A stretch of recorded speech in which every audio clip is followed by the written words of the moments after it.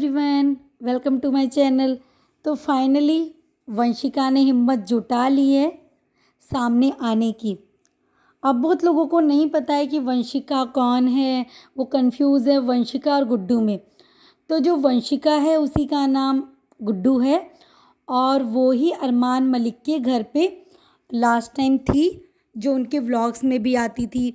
और एक बार इन्होंने एनिमल्स का, जो इनके घर पे छोटे छोटे डॉग्स आए थे ना, उनको भी ये सेल कर रहे थे या किसी को दे रहे थे, उसके लिए भी वंशिका ने ही लोगों को कॉल किया था और वीडियोस बनाई थी।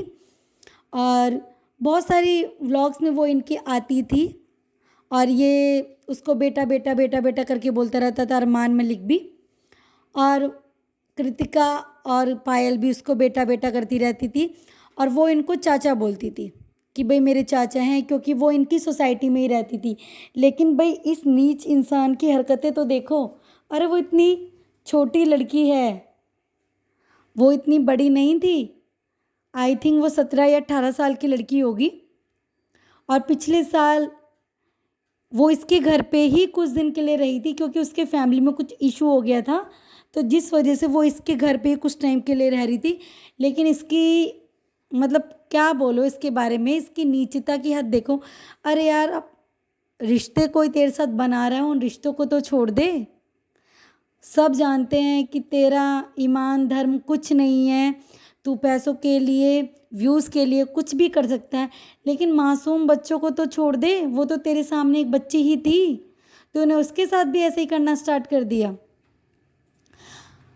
इसने मांगी है प्रोटेक्शन कि भाई मुझे प्रोटेक्शन चाहिए, और इसने कुछ लोगों के उसमें नाम दिए हैं, जिसमें इसने वंशिका बब्बर का नाम दिया है जो कि गुड्डू है, और के रिएक्शन का चैनल का नाम दिया है किरण का। तो इसे भाई प्रोटेक्शन चाहिए, और जबकि वो चीज़ खारिज हो चुकी है, इसको कोई प्रोटेक्शन नहीं मिली है, लेकिन इसने अप्लाई किया था प्रोटेक्शन के लिए।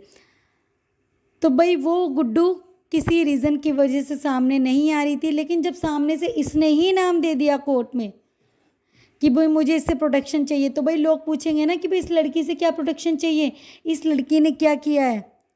तो गुड्डू ने आज किरण के लाइव में आके बहुत कुछ मैसेज किया, क्योंकि वो रात में पैनल ज्वाइन नहीं कर सकती थी, तो उसने मैसेज के थ्रू लोगों तक अपना मैसेज दिया है कि भाई ये कितना नीच इंसान है, ये लोगों को गालियाँ देता फिरता था और ये किस तरीके से लोगों के साथ करता है।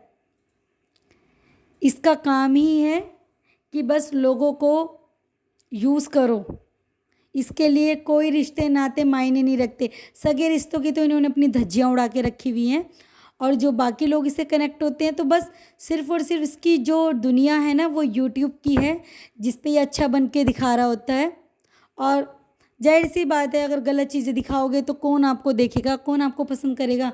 आपको अपनी पूरी लाइफ अच्छी दिखानी पड़ेगी ना यूट्यूब पे, तो या किसी प्लेटफॉर्म पे जहाँ आप अपनी लाइफ दिखा रहे हो, वहाँ आपको अच्छा दिखाना पड़ेगा, तभी तो आपको लोग लाइक करेंगे, तभी तो आपकी फ़ैन फॉलोइंग बढ़ेंगी। तो गुड्डू ने बहुत सारे मैसेज किए कि भाई ये किस तरीके से करता था, और उसने ये भी बताया कि भाई मैं तो माइनर हूँ, इस पर पोस्को एक्ट लग जाएगा फिर से, ये तो इतना नीचे, और मेरे पास कुछ एविडेंस नहीं था उस वक्त, क्योंकि मैं सिंपली इसके घर पे रहने गई थी, मुझे इसका थोड़ा ना पता था कुछ भी। अभी उसने पूरी बात नहीं बताई है, कल शायद वो किरण की लाइव में पैनल ज्वाइन करे और वो फिर बताए। लेकिन जहाँ तक उसने अपने मैसेज यही दिया है कि ये बहुत गिरा हुआ और नीच इंसान है, और इसने बहुत लोगों के साथ गलत किया। उसने दीपक का भी, जो इनके घर पे मेकअप आर्टिस्ट का आता था, उसके साथ में भी इसने पता नहीं क्या क्या किया है।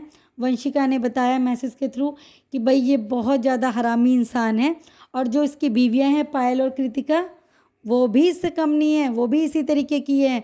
वो जानबूझ के इसके सामने लड़कियों को पेश करती हैं, जैसे कुछ बीवियां होती हैं ना कि भाई उनका पति कुछ गलत कर रहा है, तो वो अपने पति को रोकती हैं कि भाई आपको इस तरीके का काम नहीं करना है, आपकी इतनी रेपुटेशन है, आप इतने फेमस हो चुके हैं। नहीं भाई, वो तो खुद लगी रहती हैं, वो तो खुद इसके लिए लड़कियां सप्लाई करती हैं। ऐसा गुड्डू ने बताया कि भाई वो तो खुद लड़कियां इसके लिए सप्लाई करती हैं। वो दिल्ली में भी यही काम करती थी और वो चंडीगढ़ आके भी यही हरकतें करती हैं।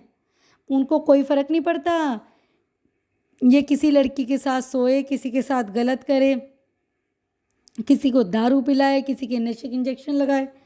नहीं जी, वो किसी तरीके से इसका वो नहीं करती है विरोध, वो तो बल्कि इसको और देती हैं, सप्लाई करती हैं लड़कियाँ। तो देख सकते हैं भाई कितना नीच इंसान है।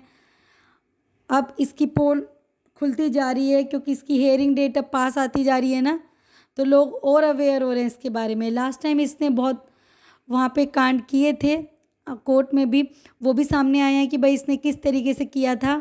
पायल ने वहाँ जाके नाटक किया कि मैं तो खुद एक बच्ची की माँ हूँ, खुद एक बच्ची की माँ हूँ, मैं ऐसा किसी के साथ क्यों करवाऊँगी, ये वो।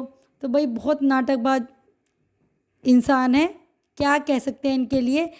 पर कल शायद गुड्डू आके और इनके खुलासे करे, इंतज़ार है लोगों को भाई, लोग सुनना चाहते हैं क्योंकि इसकी नीचता की हद है, इसकी नीचता की हद है।